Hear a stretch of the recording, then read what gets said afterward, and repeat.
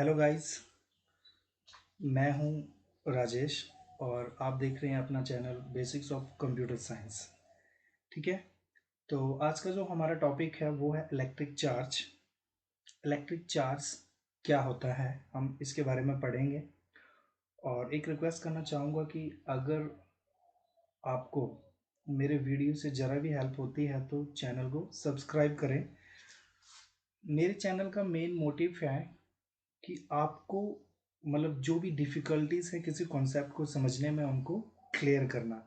Definition वगैरह तो आपको पता है कि सब कुछ बुक्स में मिल जाता है, ऑनलाइन मिल जाता है, बट एक्चुअल क्लैरिफिकेशन ही मिलती है। ठीक है। तो वही मेरी तरफ से कोशिश रहेगी कि आपकी जितनी भी प्रॉब्लम्स हैं, डाउट्स हैं, उनको मैं शॉर्ट आउट कर सकूं। इसके बाद भी अगर आपको किसी भी तरह का प्रॉब्लम रहेगा तो आप मेरे को कमेंट कर देना। मैं आपकी प्रॉब्लम शॉर्ट आउट कर दूंगा इस टॉपिक से रिलेटेड। ठीक है। तो इस चैनल का मेन मोटिव है किसी भी टॉपिक को डीपली और फ्री ऑफ कॉस्ट समझाया जाता है। इससे आप मतलब आपसे यहाँ पे मतलब किसी भी टाइप का कोई चार्जेस नहीं देना पड़ता। ठीक है। फ्री में आपको एजुकेशन मिलेगा, फ्री में आपके डाउट्स क्लियर किए जाएंगे। तो अभी हम अपने टॉपिक पे चलते हैं, इलेक्ट्रिक चार्ज पे या करंट। ठीक है। ये आपको सामने एक एनिमेशन पिक्चर दिख रहा है। तो आप देख रहे होंगे कि सेंटर में मतलब आपस में इकट्ठे हैं कुछ सर्कल, छोटे छोटे सर्कल, और बाकी बाहर घूम रहे हैं येलो कलर के। ठीक है। तो समझ लो मतलब सपोज करो ये कोई एटम है और ये एटम का स्ट्रक्चर है। ठीक है। जो बीच में घूम रहे हैं ये होते हैं आपके न्यूट्रॉन और प्रोटॉन, राइट। और ये जो बाहर घूम रहे हैं ये होती है आपके इलेक्ट्रॉन।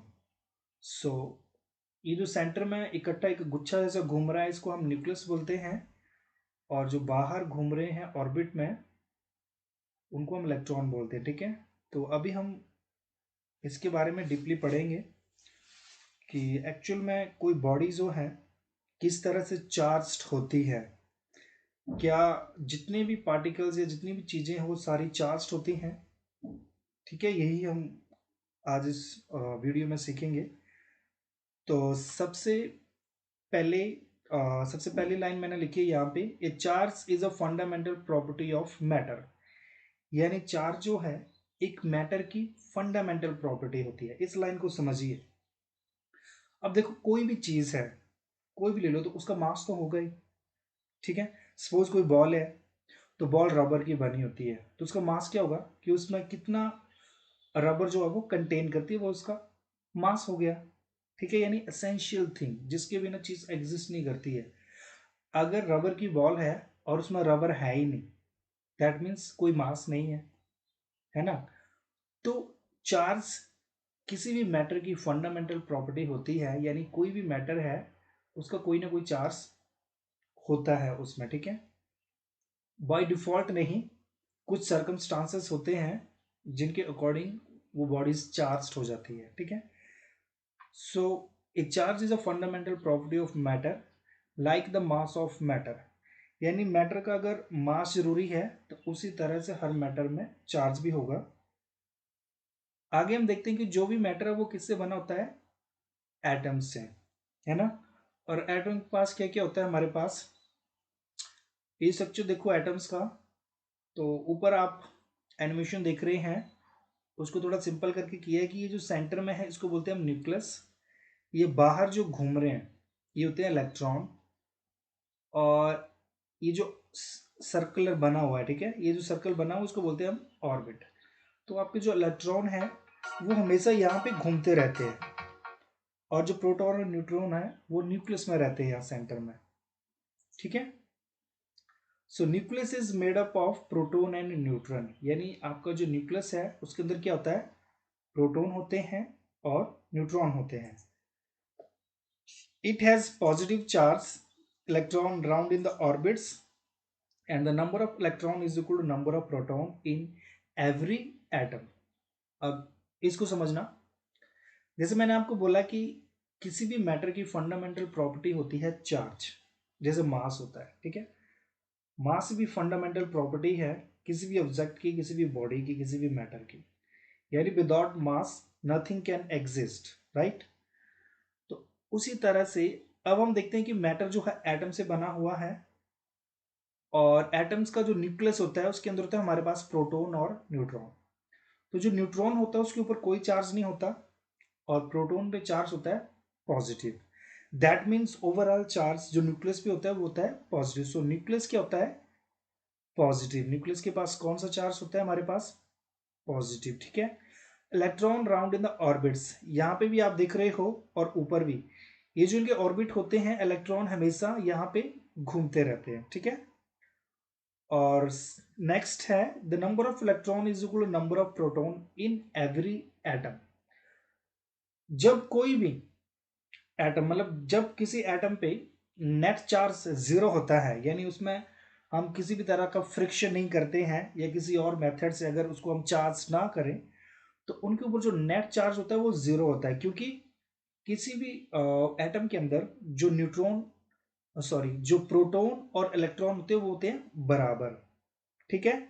अगर इलेक्ट्रॉन भी बराबर है, प्रोटॉन भी बराबर है, दैट मीन्स एटम के ऊपर नेट चार्ज क्या है? जीरो। अब किसी एटम के ऊपर चार्ज कब आता है?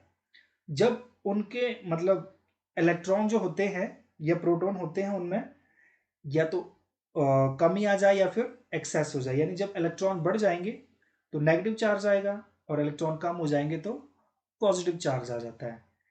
इसके बारे में हम आगे समझते हैं। तो आपने देखा कि एटम के अंदर क्या होता है? इलेक्ट्रॉन, प्रोटॉन और न्यूट्रॉन। इलेक्ट्रॉन के ऊपर नेगेटिव चार्ज, प्रोटॉन के ऊपर पॉजिटिव चार्ज, और न्यूट्रॉन पे कोई चार्ज नहीं होता, ठीक है। नेक्स्ट हम इसी चीज को थोड़ा डायग्राम में और देखेंगे। जैसे ये ऑर्बिट बना हुआ है, और ये जो माइनस के निशान है ये है इलेक्ट्रॉन, और बीच में जो प्लस का निशान है और जो बिना निशान के हैं वो है हमारे पास प्रोटॉन और न्यूट्रॉन। तो इस सेंटर में जो बना है उसको बोलते हैं न्यूक्लियस।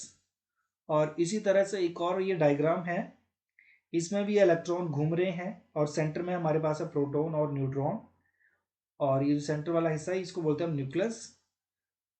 और एक ये देख लो, यहाँ पे ये ऑर्बिट है। कोई भी इलेक्ट्रॉन अपने ऑर्बिट में हमेशा चक्कर लगाता रहता है, घूमता रहता है, ठीक है। तो ये प्रोटॉन है, न्यूट्रॉन है, इलेक्ट्रॉन, और ये जो बीच में आपस में एक मतलब बॉल जैसे इकट्ठे हो गए हैं सेंटर में, प्रोटॉन और न्यूट्रॉन, इसको बोलते हैं हम न्यूक्लियस बोलते हैं, ठीक है। अभी एक हम एग्जाम्पल देखते हैं। सपोज हमारे पास ये दो एटम है, ठीक है।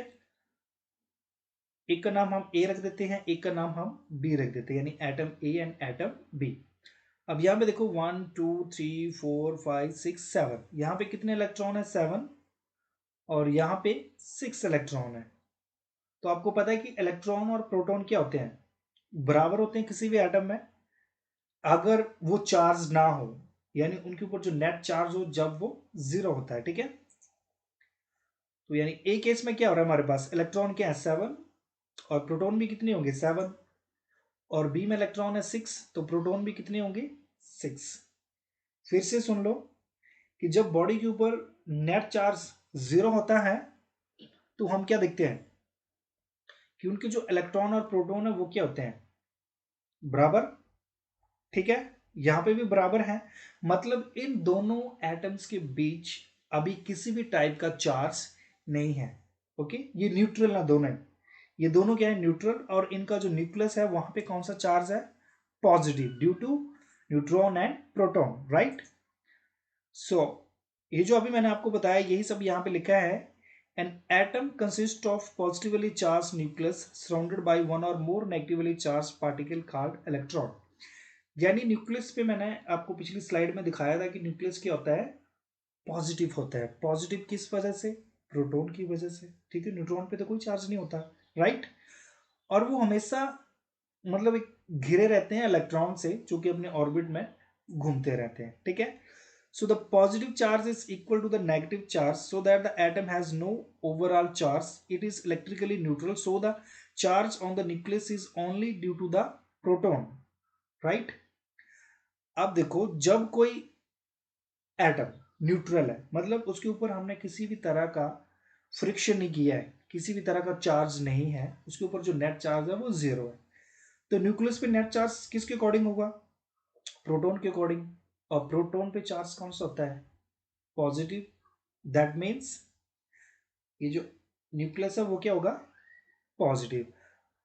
आज चलो अच्छा एक रूट कॉज पूछ लेते हैं आपसे कि जो इलेक्ट्रोस्टैटिक फोर्स है या चार्ज है वो किस वजह से होता है, किस तरह से बॉडीज चार्ज हो जाती है, नेगेटिव या पॉजिटिव चार्ज उन पे किस तरह से आता है। ठीक है। So what is the basic cause or root cause of charge of electrostatic force? Electrostatic force में थोड़ा आगे बताऊंगा आपको, चार्ज से रिलेटेड ही है ये भी। ठीक है। बट सिंपली आप ये देखो, मेरा क्वेश्चन है कि कोई भी बॉडी हो नेगेटिवली चार्ज या पॉजिटिवली चार्ज क्यों होती है? What is the basic cause? Friction. इसका आंसर है फ्रिक्शन। जब भी हम किन्हीं दो एटम्स या चीजों को आपस में मिक्स करते हैं तो क्या होता है, उनके इलेक्ट्रॉन जो वो एक्सचेंज हो जाते हैं। ठीक है। तो जब इलेक्ट्रॉन एक्सचेंज होंगे, पहले वो न्यूट्रल थी, तो जिस साइड यानी जिस एटम या कोई भी बॉडी है जिसमें इलेक्ट्रॉन कम हो जाएंगे वो पॉजिटिवली चार्ज हो जाएगी, और जिसमें ज्यादा हो जाएंगे वो नेगेटिवली चार्ज हो जाती है। जैसे हमने इसको फ्रिक्शन किया, तो मानो यहां से कोई एक इलेक्ट्रॉन एटम बी में चला जाता है। ठीक है। तो अब क्या हो जाता है, इलेक्ट्रॉन ए के पास पहले 7 इलेक्ट्रॉन थे, अभी कितने हैं? 6 इलेक्ट्रॉन। और बी के पास पहले 6 इलेक्ट्रॉन थे, अभी हो गए 7। तो अब देखो, अब बॉडी चार्ज हो गई है क्योंकि इनमें क्या हुआ? फ्रिक्शन। राइट। और अब हम कैसे देखेंगे कि कौन सी बॉडी नेगेटिवली चार्ज हुई या कौन सी बॉडी पॉजिटिवली चार्ज हुई? नेट चार्ज के अकॉर्डिंग देखते हैं हम इसको। देखो, अब देखो पहले नेट चार्ज था 0, हमने फिर फ्रिक्शन किया। ठीक है। तो अब नेट चार्ज कितना हो जाएगा? यहां देखो, नंबर ऑफ इलेक्ट्रॉन कितने? 6। और नंबर ऑफ प्रोटॉन कितने? 7। तो यहां पे प्लस ज्यादा है या माइनस? प्लस ज्यादा है, प्रोटॉन ज्यादा है ना। तो इसलिए ये कौन सा चार्ज हो गया यहाँ पे? Positive charge. और यहाँ पे इलेक्ट्रॉन ज्यादा हो गए, प्रोटॉन कम, इसलिए यहाँ पे कौन सा चार्ज हुआ? Negative charge. समझ में आया? और नेट चार्ज यहाँ पे भी 1 और यहाँ पे भी 1। राइट। आगे थोड़ा हम और देखते हैं। ये भी कोई एटम है, ये न्यूक्लियस, ऑर्बिट, इलेक्ट्रॉन, ये सब आपको समझ में आ गया अभी।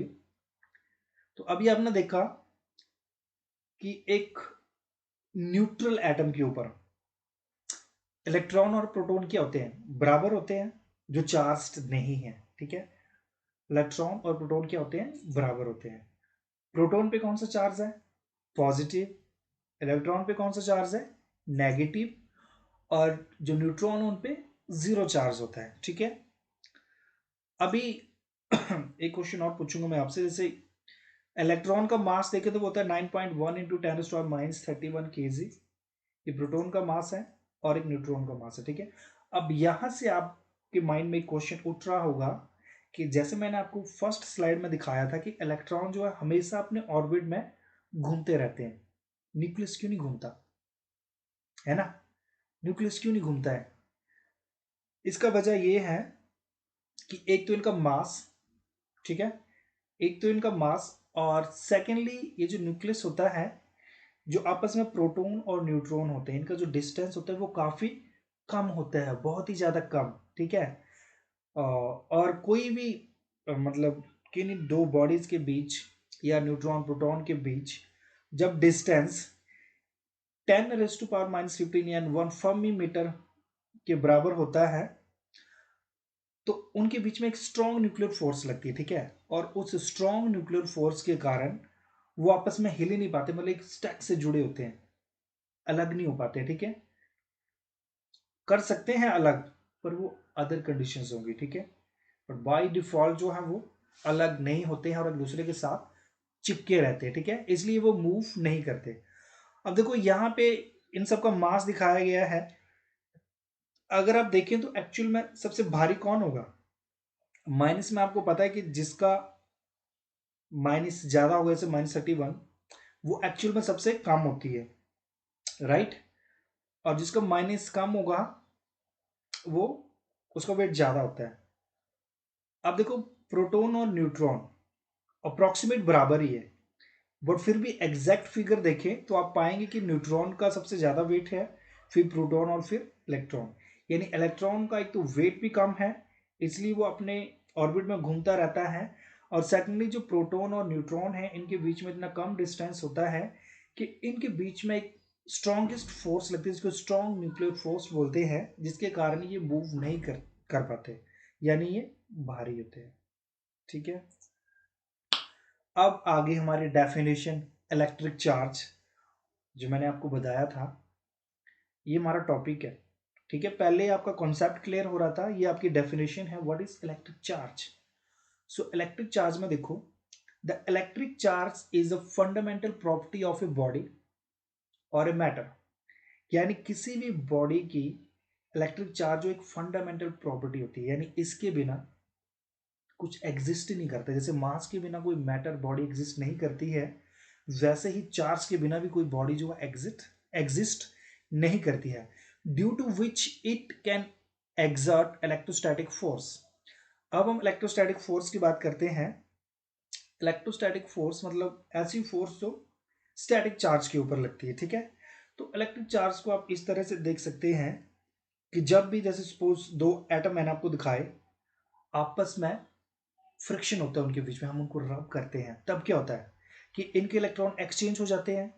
ठीक है, जब इलेक्ट्रॉन एक्सचेंज होंगे तो क्या होगा, ये दोनों ही एक इलेक्ट्रोस्टैटिक फोर्स को प्रोड्यूस करेंगे, एक इलेक्ट्रोस्टैटिक फोर्स को ये बाहर निकालेंगे। ठीक है, या प्रोड्यूस कर सकते हैं, यानी जब भी कोई बॉडीज को हम रब करेंगे तो इनमें कैपेबिलिटी होती है कि इनके बीच में इलेक्ट्रॉन एक्सचेंज होंगे और इलेक्ट्रॉन चेंज होने के कारण ये इलेक्ट्रोस्टैटिक फोर्स जो वो लगा सकते हैं।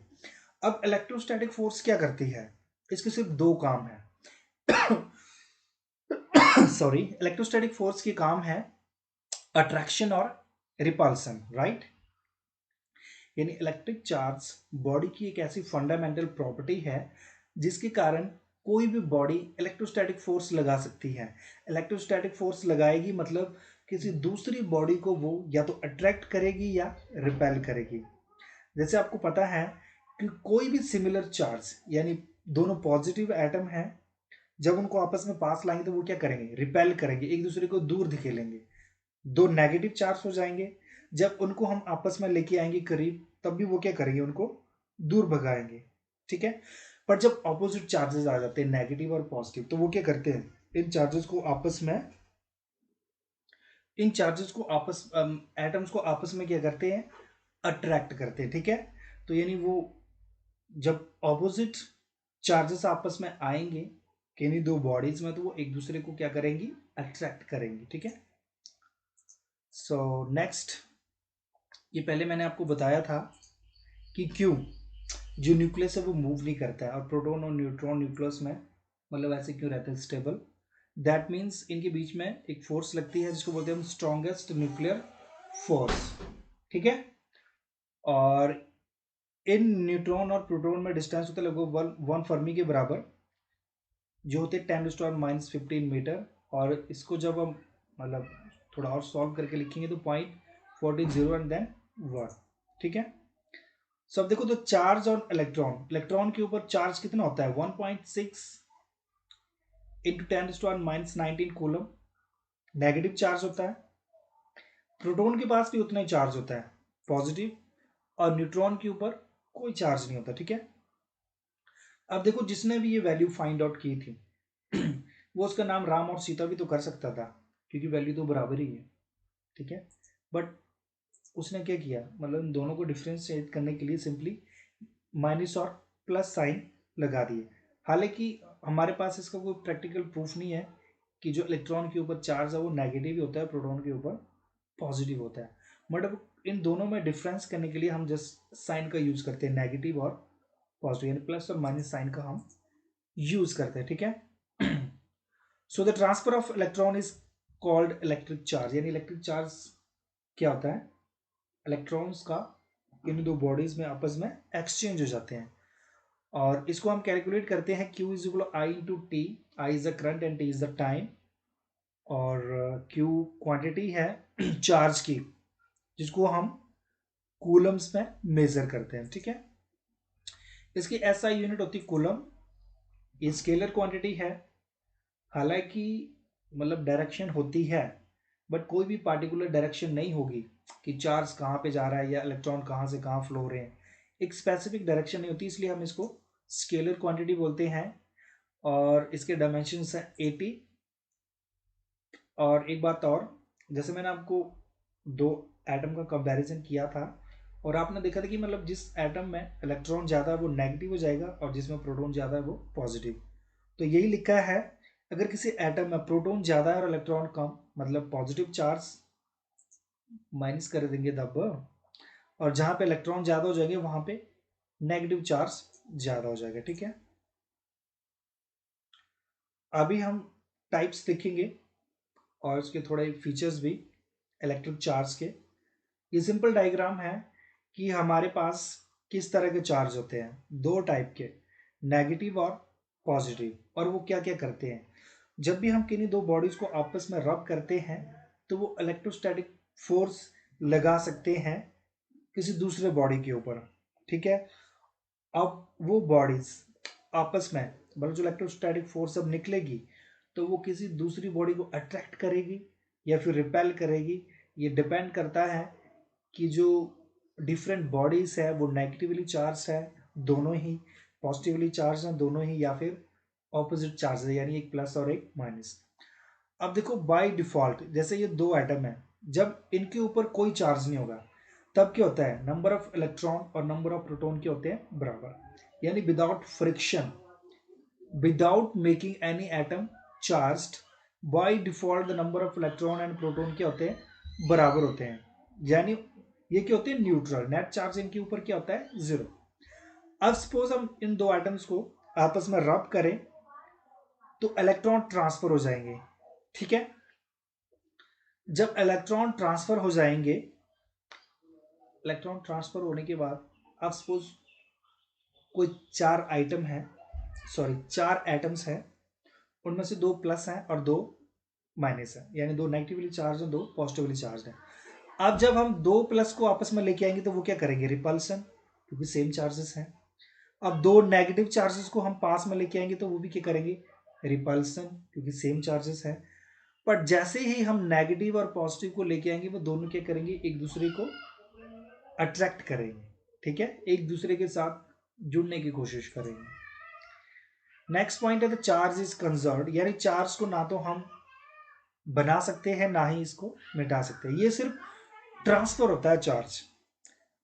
Charge transfer means electron transfer होते हैं एक बॉडी से दूसरी बॉडी में, और उस इलेक्ट्रॉन के ट्रांसफर होने से कोई भी बॉडी नेगेटिवली चार्ज होती है या फिर पॉजिटिवली चार्ज होती है। Charge is not depend upon the speed, charge का स्पीड के ऊपर कोई मतलब फर्क नहीं पड़ता। ठीक है, चार्ज का स्पीड के साथ कोई लेना देना नहीं है। अब देखो ये एटम्स हैं, ये प्लस और माइनस, दो इलेक्ट्रॉन है चार प्रोटॉन, तो यानी यहाँ पे नेट चार्ज कितना होगा, प्लस होगा, +2। यहाँ पे बराबर है इलेक्ट्रॉन और प्रोटॉन यानी न्यूट्रल या जीरो चार्ज। यहाँ पे 6 आ जाएंगे, 6 प्रोटॉन, और यहाँ पे नेट चार्ज क्या होगा, -9, क्योंकि यहाँ पे इलेक्ट्रॉन ज़्यादा है।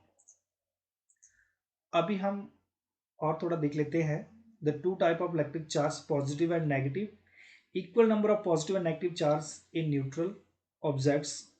सपोज ये दो बैलून्स है, ठीक है, दोनों ही क्या है, न्यूट्रल है। न्यूट्रल का मतलब है कि अभी इनको रब नहीं किया गया है, रब नहीं किए गए मतलब ये चार्ज नहीं है।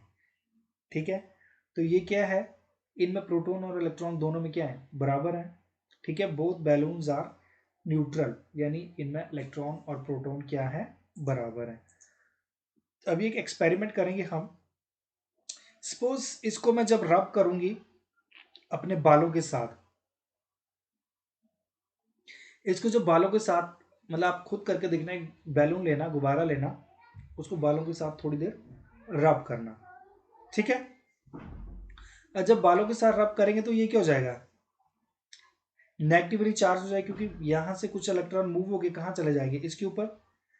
अब ये दे रहा है, देने वाले क्या हो जाता है पॉजिटिव और लेने वाले क्या हो जाता है नेगेटिव, राइट।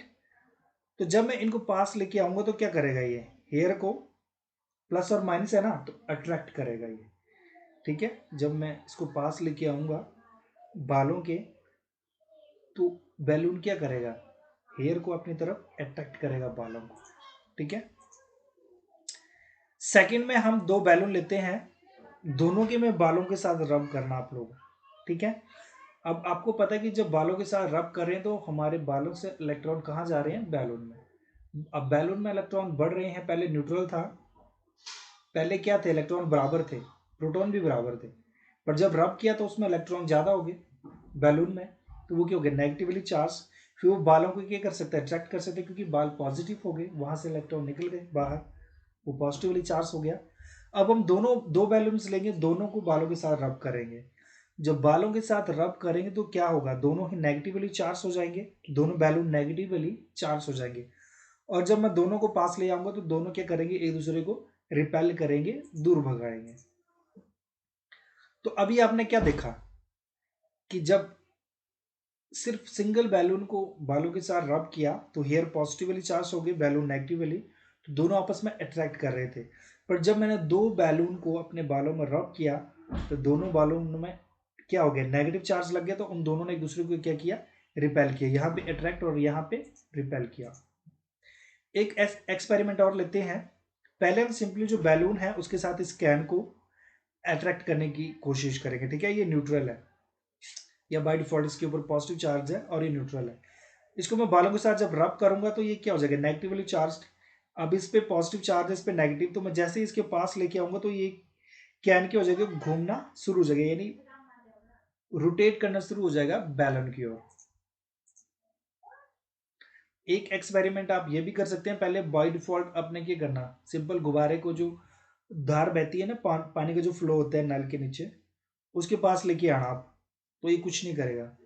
बट जब आप उसको बालों के साथ रगड़ेंगे गुब्बारे को, तो गुब्बारा क्या हो जाएगा, नेगेटिवली चार्ज हो जाएगा। और जैसे आप इसके फ्लो के पास लेके आएंगे तो ये इसकी तरफ आना शुरू हो जाएगा, ठीक है, इसकी तरफ आना शुरू हो जाता है। तो इसका रीजन है कि गुब्बारा जो नेगेटिवली चार्ज है और ये क्या है, पॉजिटिवली चार्ज, ठीक है।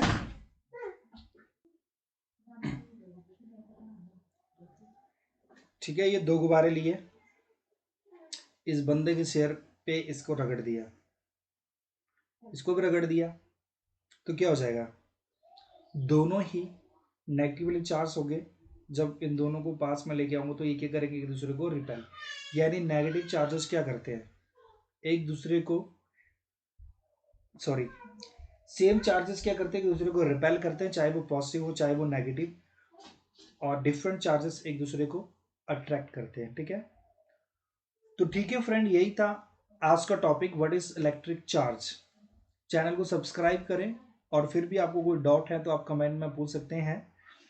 आई होप आपको ये वीडियो समझ में आया होगा, इसका जो भी मैं कॉन्सेप्ट लेके आया था। एक बार फिर से बता दूं कि जो इलेक्ट्रिक चार्ज है वो किसी भी बॉडी की फंडामेंटल प्रॉपर्टी होती है, जिसके कारण वो क्या कर सकते हैं, एक इलेक्ट्रोस्टैटिक फोर्स जनरेट कर सकते हैं। एक बार फिर से बता रहा हूं कि इलेक्ट्रोस्टैटिक फोर्सेस दो टाइप की होती हैं, अट्रैक्टिव और रिपल्सिव, ठीक है। इलेक्ट्रिक चार्ज क्या करेगा, बॉडी के अंदर इतना कैपेबल बनाता है किसी भी बॉडी को कि वो इलेक्ट्रोस्टैटिक फोर्स जो वो जनरेट कर सके, ठीक है। और जब दो सिमिलर चार्जेस होते हैं तो रिपेल करेंगे, और जो डिफरेंट डिसिमिलर चार्जेस होते हैं उनको अट्रैक्ट करते हैं, ठीक है। Thank you friend, okay bye.